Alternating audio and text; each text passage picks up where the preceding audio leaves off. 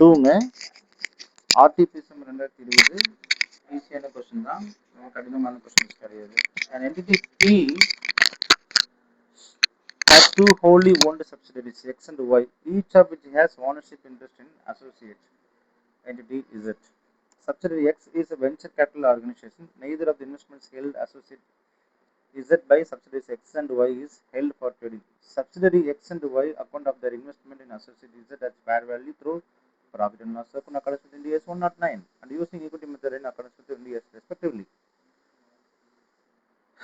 So X ஒரு method use பண்ணுது, Y ஒரு மெத்தட் யூஸ் பண்ணுதுங்க. ஃபர்ஸ்ட் வந்து பீன்றது பேரண்ட், அவங்க வந்து டூ ஓன்டு சப்சிடிஸ் வச்சுக்கிறாங்க X and Y, each of which has ownership interest in associate entity Z. இப்போ ரெண்டு பேருமே வந்து இசட்ல வந்து என்ன செஞ்சுருக்காங்க, அசோசியேட்டாக இருக்கிறாங்க. அப்போ subsidiary X is venture capital organisations, neither of the investments held in associate Z by subsidiaries X and Y is held for trading.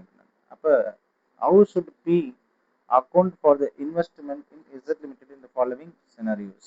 அப்போ Pன்றது பேரண்ட் வந்து இந்த இசட்ல இருந்து எப்படி ஃபாலோவிங் scenarios போடுறாங்க.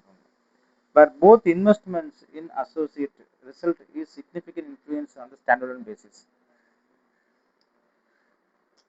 Scenario ஒன்று வந்துச்சுன்னா where both investment in associate results in significant influence. அப்போ X ownership in associate 25%, 20%. இது ஃபர்ஸ்ட். Scenario 2 வந்து whether neither of the investment associate results in insignificant influence on standalone basis, but together provide parent with significance on combined basis. Subsidiary X and ownership interest in associate is at 10 each. அப்போ ரெண்டுத்தையும் சேர்த்தா தான் 20% வருது, significant influence வருது.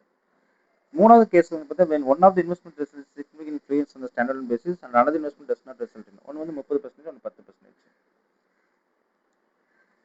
அப்போ solution relevant in the paragraph 18. When an investment is an associate or joint venture is held through venture capital organization, the entity may elect to measure investment at only through Ind AS 109. Venture capital ஆர்கனைசேஷனாவே இருந்துச்சுனாவே நீங்க எந்த இதெல்லாம் செய்யணும், அந்த measure வந்து 109 தான் பண்ணணும்னு சொல்றாங்க. When part of investment in associate is held through venture capital organization, the entity may measure that portion of fair value through profit or loss, even if the investor has significant influence. Remaining portion must be accounted in equity method. Therefore, partial fair value exemption is allowed. Then what is the scenario 1? Both investments give significant influence. X limited venture capital organizations, Y limited is 20%. ரெண்டுத்தையும் சேர்த்து ரெண்டுமே தனித்தனியாக treatment வந்து parent P must apply equity method for the 20% interest in held by Y under fair value exemptions. P may elect to measure 25% interest held by X at fair value through profit and loss account. Parent P must apply equity method. Equity method for the interest held by Y. ஏன் அப்படின்னா because Y வந்து இது வந்து VC organisation கிடையாது. Under fair value exemption P may elect to measure 20% interest held by X at fair value to profit and loss account. இதான் சொல்றாங்க.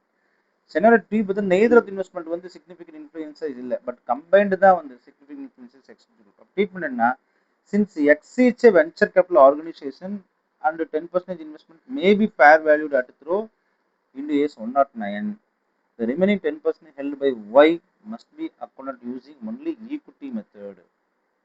Scenario 3, one of the investment gives significant difference. இப்போ X மட்டும் 30% இருக்குது, Y 10% இருக்குது. Since X is a venture capital organization, P may elect to measure 30% interest at fair value through profit and loss account, but 10% வந்து Y be மார்க்னா equity method.